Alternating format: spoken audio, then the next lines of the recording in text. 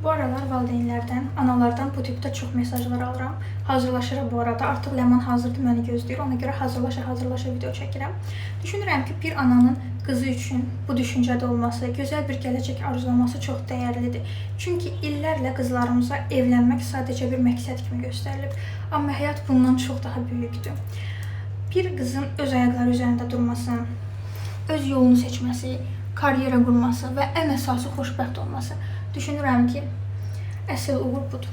Və bu düşüncədə olan bütün anaların böyütdüyü qızlar əminəm ki, gələcəkdə çox uğurlu, çox güclü və ən əsası da çox xoşbəxt olacaq. Biz hal-hazırda hazırlaşırıq.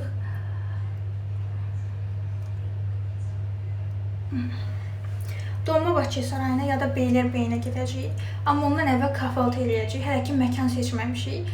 Bir-iki məkanla danışdıq, amma rezervasiya qəbul etmədiklərini dedilər.